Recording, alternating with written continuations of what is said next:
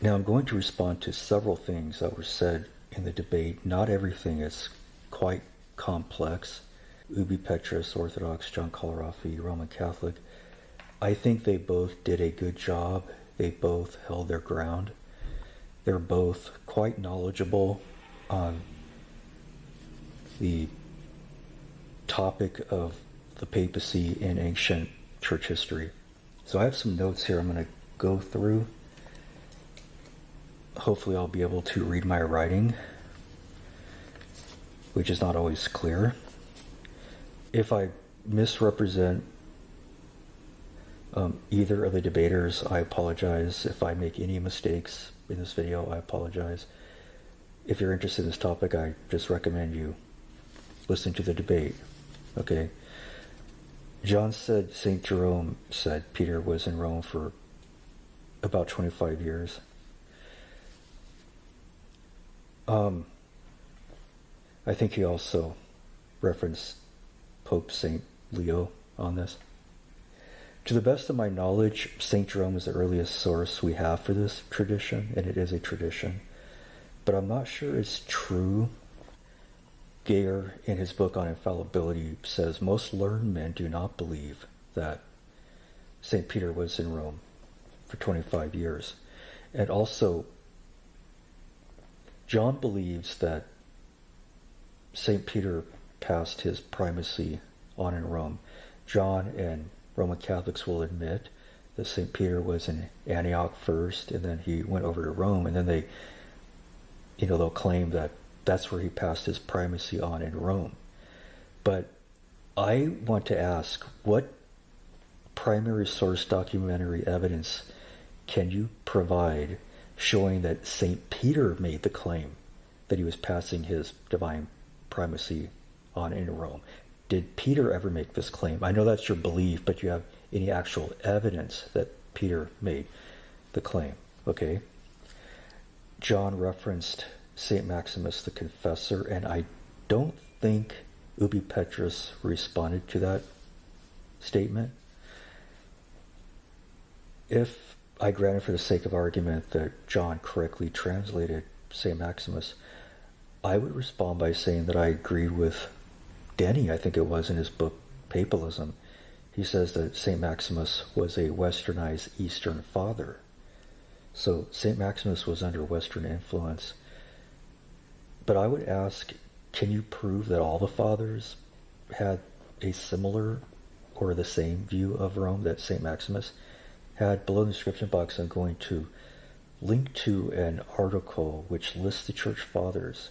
And I would ask the question, how many of the fathers of the church believed the same about Rome that St. Maximus believed?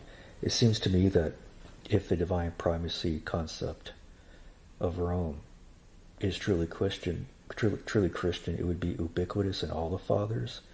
It would have been there from the very beginning and universal, but the truth of the matter is that it was not. Okay? Ubi Petrus cites canons on Roman prerogatives. None of them say anything showing infallibility or universal ordinary jurisdiction or ability of Pope to overrule people. I think that's a good point, actually. Ubi Petrus said St. Ambrose of Milan in the West appealed to the Patriarch of Constantinople. I don't think John responded to that point. And by the way, both debaters were able to hold their ground. I think they both did a really good job. So I don't think John responded to the point Ubi Petrus made about St. Ambrose there. And Ubi Petrus also mentioned that Illyricum, Corinth, the Balkans were under the Roman Patriarchate.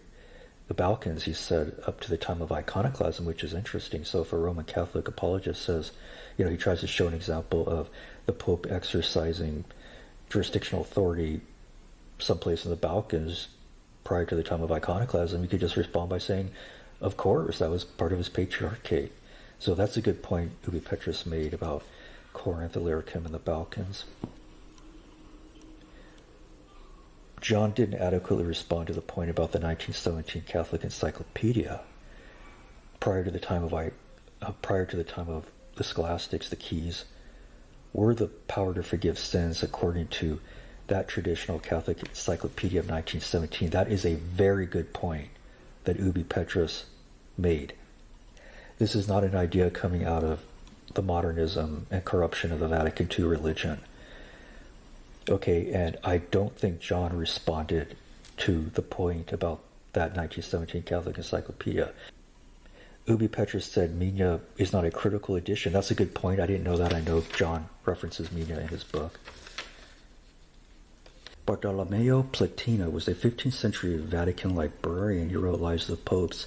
And he says that in the ancient church, there were segments in Italy itself, bishops and Christians, which did not recognize papal authority over them.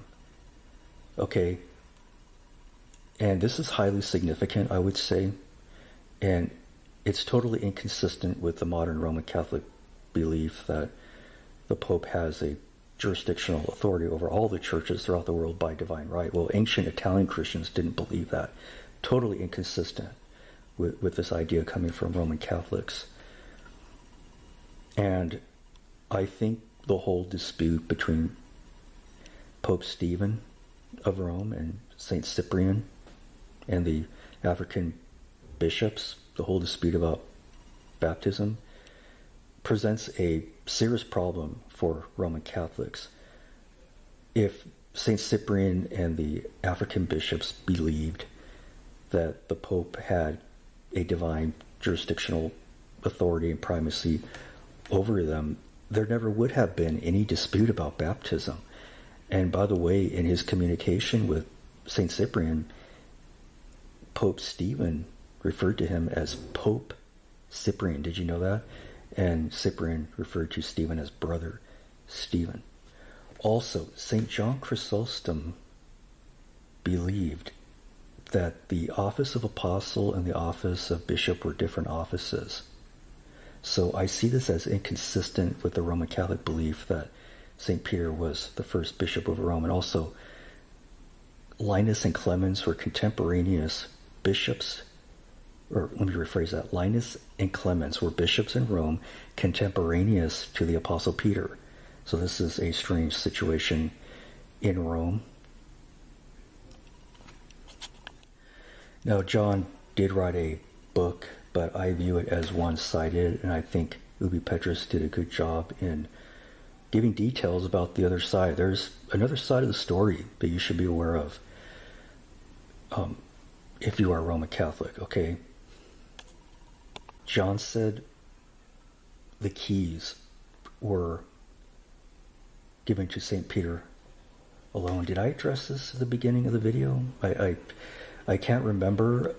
Sometimes I'll record myself talking and then I don't like it and then I'll delete it and I will address something. So I'm not sure if I addressed this in this video at the beginning or in another video I deleted moments ago. But anyway, John said the keys were given to St. Peter alone.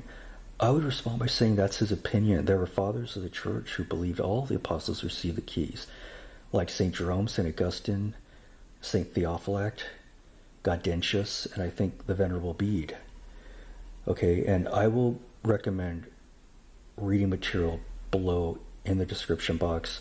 My view about the papacy is that there are too many holes in the concept and too many inconsistencies for it to be true, and I reject it. Now, I'm trying to be an unbiased judge. My maternal grandfather was actually a judge, so I may have inherited his meticulous critical mind, assuming he had a meticulous critical mind. See, I'm even analyzing that statement. I'm a critical person. Okay, now John believes Rome was eventually reconciled with St. Melitius, but he didn't prove it. Ubi Petrus said most scholars believe Melitius was not in communion with Rome, but I noticed Ubi Petrus didn't name those scholars. He didn't give any references or anything. He didn't cite them. Okay, so I just wanted to mention that, and people who watch the debate and Ubi Petrus and John will know what I'm talking about. Ubi Petrus successfully defended his view that Pope Vitalian was, for a time, in communion with the monothelites, as far as I'm concerned, and John did not refute that. Okay. Ubi Petrus claimed that Pope Martin, at the time of the Lateran Council, was desperate for appeals. John said, if I remember correctly, John said the sources don't show this, that he was... Sorry, let me say that. Let me start over. It's hard for me to read my writing. I'm not perfect, sorry. John said the sources, I think he said primary sources, show that he was getting appeals from all over the place, and Ubi Petrus did not refute that point, and John didn't give any examples.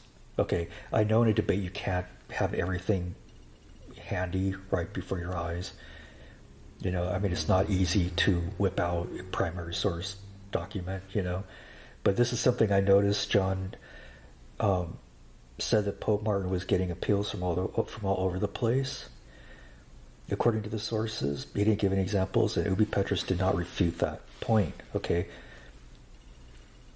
Ubi Petrus observes that popes were leveraging the relics of Saint Peter, but he didn't prove it. This is his interpretation. It's his opinion. And he even admitted it's an observation. Okay. John gave examples of the keys being more than the power to forgive sins. In the first part, I mentioned the 1917 Catholic Encyclopedia, where they say that prior to the time of the scholastics, the power of the keys were the power to forgive sins. But John actually gave a couple examples where the keys were used in an authoritative way with Stephen of Dora and the papal legate Philip. Ubi Petrus says that he thinks this is just solicitude or care, but I would respond by saying it doesn't have to be an either or, it could be both. So maybe these are situations where the Pope was showing care and exercising authority through the power of the keys, and I don't think Ubi Petrus successfully refuted John's point on that. John asked, when did an Orthodox patriarch say they were going to name a vicar by the authority of St. Peter, like the popes did, by the authority of St. Peter and other patriarchates, and requiring obedience to the vicar? Ubi Petrus didn't. He doesn't think that's relevant because, according to him, actions speak louder than words. Appealing to the authority of St. Peter is an action. John didn't give a good response to that. I think that when they appeal to St. Peter, that's divine primacy. So that, to me, is a belief in a divine primacy coming from St. Peter and the New Testament. Whether or not they're correct in that belief of a divine primacy is another question, another issue. If I have misrepresented either debater on either side, I apologize, and I'll put some information below in the description box. Have a good day.